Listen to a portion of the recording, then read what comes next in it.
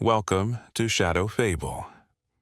Tonight we venture into the heart of rural Texas, where an ancient oak stands vigil over a place the locals call Dead Man's Hill. It was the middle of summer when Daniel arrived in Austin, just before the sweltering heat made the roads sizzle under the Texas sun. He rented a small car and drove west, leaving behind the hustle of the city. The suburbs gave way to winding roads lined with live oaks and rocky hills. The place, known as Dead Man's Hill, was located off an unmarked path. So remote, in fact, that only dedicated travelers and curious thrill-seekers ever found it. By the time he reached the nearest small town, an afternoon haze had settled over the landscape. The streets lay deserted under a scorching sun, and a single antique store stood near a gas station that looked as though it hadn't been updated since the 1960s. That store would be Daniel's first stop. Rumor had it that the old proprietor, Mrs. Fletcher, had stories going back generations. The shop was dusty and cluttered, each shelf filled with old books, rusted implements, mismatched glassware, and local crafts. Behind the counter sat a frail-looking, elderly woman with piercing blue eyes.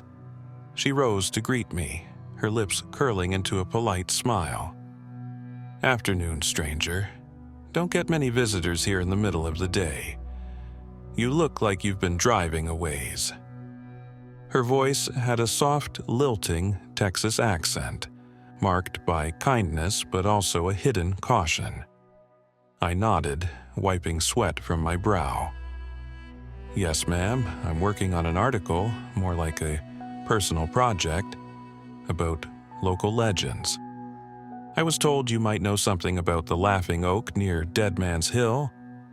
You went looking for that old demon tree, did you? You know what folks say, right? They say it's cursed, they say it laughs to lure you in, and once you hear its voice, there's no going back. You went looking for that old demon tree, did ya? You know what folks say, right? They say it's cursed. They say it laughs to lure you in. And once you hear its voice, there's no going back." Mrs. Fletcher's gaze remained steady, and the tension in the air was palpable. Daniel felt his heart flutter slightly.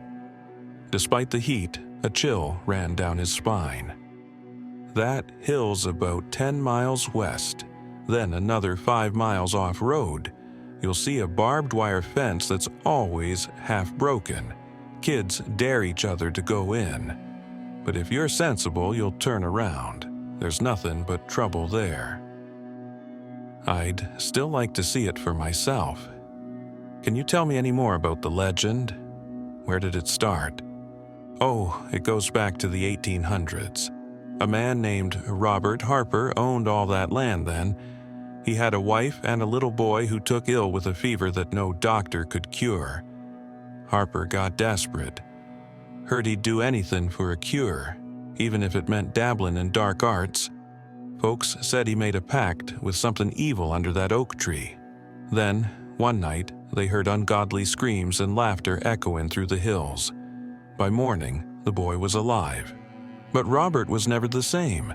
His eyes looked hollow, like he'd given up part of his soul. Not long after that, his family vanished. The only thing left was that giant oak and the eerie laughter that sometimes echoed from its branches. After a few minutes of hushed conversation, Mrs. Fletcher insisted Daniel buy a small silver charm. She claimed it would ward off the worst of the evils out at Dead Man's Hill. He accepted it more out of politeness than belief, but he couldn't deny the uneasy feeling growing in the pit of his stomach. Determined, he thanked her and stepped back into the scorching sunlight, a faint sense of dread trailing him. Determined, he thanked her and stepped back into the scorching sunlight, a faint sense of dread trailing him. The drive grew increasingly desolate. Houses and farms became sparse, replaced by parched grasslands and gnarled oaks. Eventually, Daniel came across a rusted sign leaning precariously against a wooden fence. "Private property. Keep out. The barbed wire was indeed half broken, leaving just enough space for an intrepid wanderer to slip through. Beyond it, an unpaved track wound its way up a rocky incline. Standing at the threshold, Daniel momentarily hesitated. The Texas sun was relentless, but the air seemed unnaturally still. No chirping of birds, no rustling of leaves. Despite Mrs. Fletcher's warnings, he pressed on. The further he walked, the more he sensed a heaviness that defied logical explanation. It's probably just the humidity and my own nerves. There's no such thing as a laughing tree, I told myself. Still, I'd covered dozens of legends, but few had this kind of oppressive atmosphere from the get-go. Eventually, the path opened onto a clearing at the top of a rocky rise, a place barren of all but a single towering oak. Its trunk was massive, gnarled roots twisting into the earth like grasping claws. The branches extended outward in a broad canopy, offering a patch of shade that seemed to swallow all sunlight. As Daniel approached, an unsettling hush enveloped him. The oak looked ancient, its bark peppered with deep fissures that gave the illusion of a warped face. I found it hard not to imagine the tree was aware. For a moment, I almost laughed at myself. Then, a breeze gusted through the clearing, and the branches rustled with a sound that was strangely reminiscent of muffled laughter. It stopped my breath in my throat. The oak looked ancient, its bark peppered with deep fissures that gave the illusion of a warped face. I found it hard not to imagine the tree was aware. For a moment, I almost laughed at myself. Then a breeze gusted through the clearing, and the branches rustled with a sound that was strangely reminiscent of muffled laughter. It stopped my breath in my throat. Daniel circled the trunk, taking photos. He documented every creepy angle and root cluster, determined to create a thorough record for his blog. Along the base of the trunk, the earth looked scorched in patches, as though lightning had struck it years ago. But there was more. Faint carvings in the wood, symbols, letters, or perhaps runes. Whatever they were, they seemed old, too old to have been left by local teenagers on a dare. Legend has it that Robert Harper, consumed by grief over his child's fever, journeyed to Mexico seeking a rumored brujo, a sorcerer said to possess knowledge of life and death. The brujo gave Harper an arcane rite, one requiring a place of power. Whether Harper realized it or not, Dead Man's Hill was already steeped in energies beyond mortal comprehension.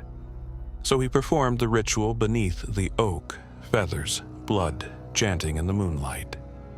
On the seventh chant, the demon answered. Under the watchful branches of the laughing oak, Harper bartered his soul for his son's life. The demon agreed. In the morning, the boy woke, his fever broken, but Harper's mind was irreparably changed.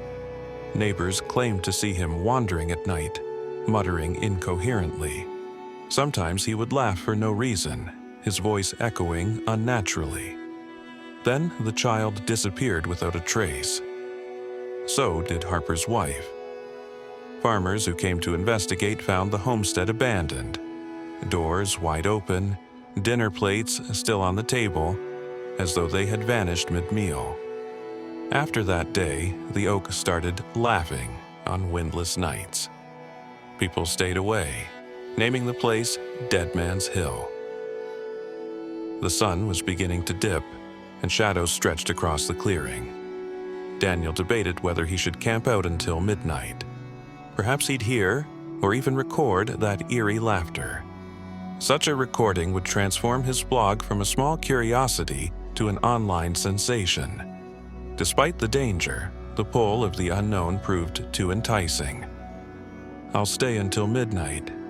Take a few audio recordings. Nothing's going to happen, but I owe it to the legend and my readers to investigate. Daniel laid out a small camping chair and a cooler with water and snacks. He set up an audio recorder on a tripod, pointing it directly at the imposing oak. The last rays of the sun painted the horizon in swirls of orange and purple, lending a strangely ethereal glow to the tree's silhouette. By 10 o'clock, the Texas sky was black and endless, studded with stars. The only light came from Daniel's flashlight and a lantern he'd hung off a broken branch. The silence was so absolute it pressed against his eardrums. Not even crickets chirped here. He frequently glanced at the oak's trunk, half expecting it to move. Time dragged on. As the hours passed, I felt a growing unease, as though the tree were judging me. The memory of those engraved symbols gnawed at my mind. A primal fear kept whispering that I should leave, that something wasn't right. Suddenly, the flashlight flickered. Midnight was mere seconds away. Daniel turned to check the time on his phone. The screen read 11:59 p.m., then total darkness. His phone screen went black, the flashlight died, and the lantern's flame guttered out. He was plunged into night so complete it felt suffocating. That's when he heard it, the unmistakable sound of laughter. Low at first, more like a guttural chuckle echoing from the branches.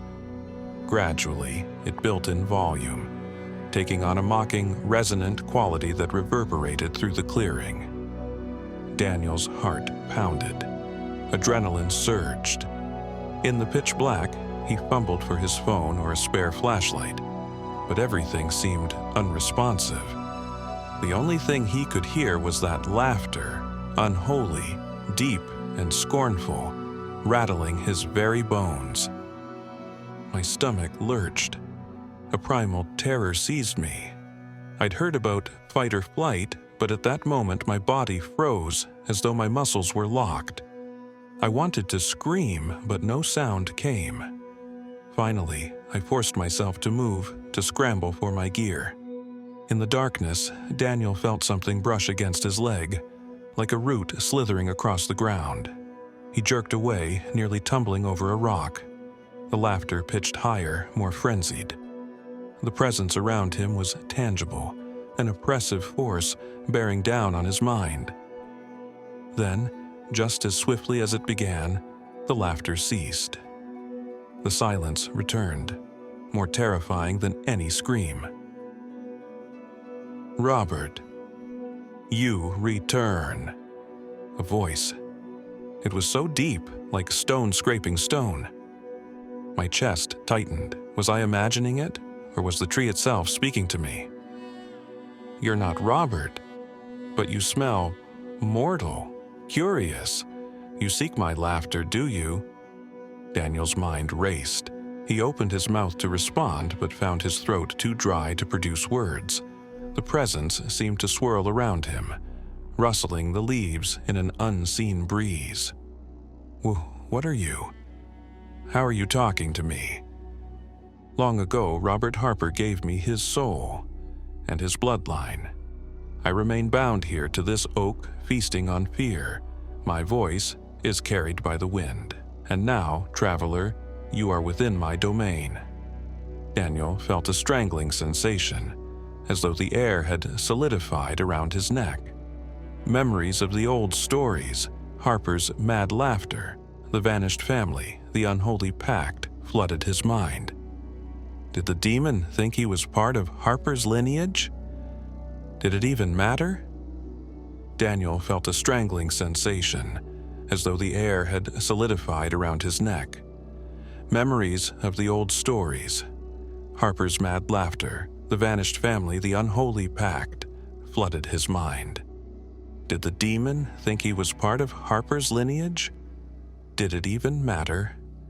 Many mortals come, drawn by curiosity. None leave the same. Some never leave at all. I could hardly breathe. My eyes darted around the darkness, seeking any sign of escape. But the presence was everywhere. I remembered Mrs. Fletcher's charm. Fumbling in my pocket, I pulled out the small silver trinket. The moment the charm was exposed, there was a hiss, like steam hitting hot coals. The air vibrated with tension. "You dare bring that trinket here?" A violent gust of wind erupted, slamming Daniel onto his back. The demon's fury crackled in the air, nearly deafening, yet the charm glowed faintly, providing Daniel just enough mental clarity to scramble to his feet. I clutched the charm with one hand and blindly groped around for my phone or a flashlight with the other. My phone still refused to turn on, so I sprinted, following the outline of the path I had memorized earlier. The laughter resumed, echoing behind me, chasing me through the blackness. Daniel ran as though possessed, stumbling over roots, scraping his arms against branches. The only comfort was the small silver charm pressed against his chest. Moments later, though it felt like hours, he burst out onto the rocky road leading back to his car. To his astonishment, the vehicle's headlights flickered on the moment he came into view, as if they'd been triggered by some primal flight response. Without hesitation, he jumped in and slammed the door. My heart hammered against my ribs. My hands trembled so badly, it took 3 tries to get the key in the ignition. Finally, the engine roared to life, and I sped away, never once looking in the rearview mirror for fear that I'd see something chasing me. Dawn was breaking by the time Daniel returned to the safety of a motel on the outskirts of Austin. He locked himself in the room, sank onto the bed, and tried to make sense of what he'd just experienced. His equipment was lost at the site, except for one digital audio recorder in his backpack. He flipped it on, breath catching in his throat. At first, there was static, then faint rustling sounds, and then that laughter. He had captured the terrifying cackle in crystal clarity. Hearing it again made his skin crawl, confirming that it wasn't just a nightmare or hallucination. I had my proof. But what was I going to do with it? Post it online for clicks and likes? The thought turned my stomach.